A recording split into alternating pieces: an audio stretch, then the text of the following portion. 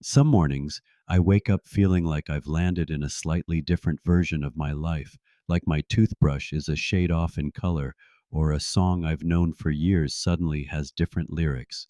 At first, I chalked this up to misremembering, or the occasional late night snack I shouldn't have had.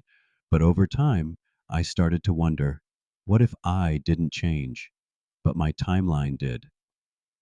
In Hyperdimensional You, I explore the wild possibility that we're not just a single self marching in a straight line through time.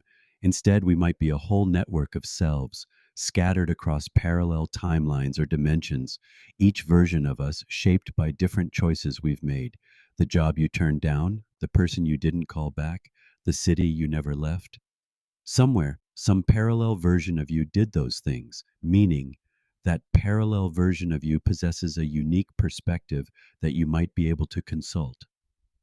What fascinates me isn't just the idea that these other versions may exist, it's that we may be seamlessly hopping between them more often than we think, perhaps billions of times per second, without noticing.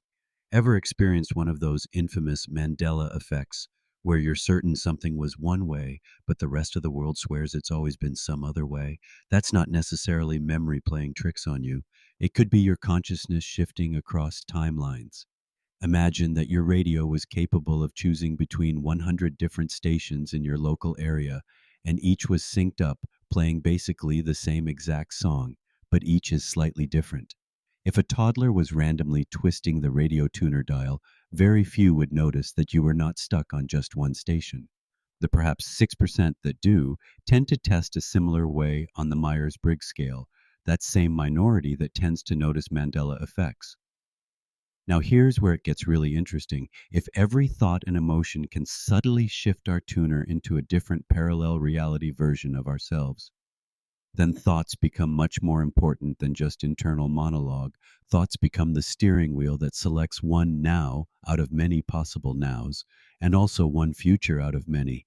Not figuratively, but literally. If I stew in frustration all day, I might very well be syncing myself up with a version of reality where things just keep spiraling downward. But if I lean into gratitude, humor, or compassion, I might very well steer my reality into a spiraling upward version that's a little lighter, more graceful, and more in sync with my highest and truest self. If this is true, sovereignty of mind should be our top priority. If we approach life with awareness, really own our thoughts, emotions, and intentions, we may consciously steer towards the version of reality we would more prefer. This isn't fantasy, it's powerful and grounded, since energy follows attention. What we focus on, we further solidify and amplify.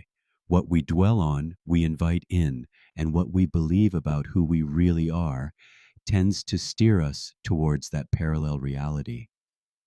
Sometimes I wonder about the countless alternate versions of me who made other choices, those who never became an engineer and inventor, those who never wrote books, those that took a safer path, or maybe didn't trust their intuition, or were reluctant to reinvent themselves so many times.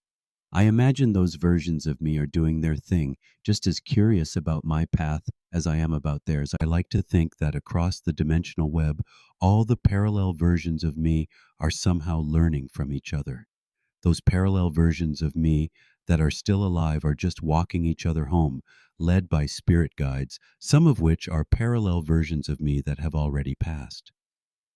So maybe the trick isn't to figure out which timeline is the right one. Maybe the trick is to recognize that we have the freedom to constantly re-choose towards a version of us we more prefer. When I frame it that way, life feels less like a single, narrow road and more like a hyperdimensional kaleidoscope of possibilities. And if I ever find myself in a timeline where my coffee never gets cold, perhaps I'll meet you there. What will it be? The preceding was generated by an AI ghostwriter from Bob Cochran's writing and sampled voice.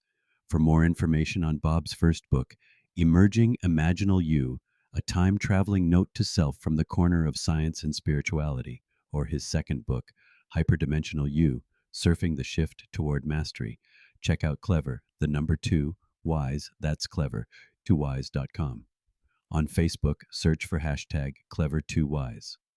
To help this work continue, like and share Bob's YouTube videos, which can be located by searching for @Clever2Eyes. To be notified as new videos become available, click subscribe.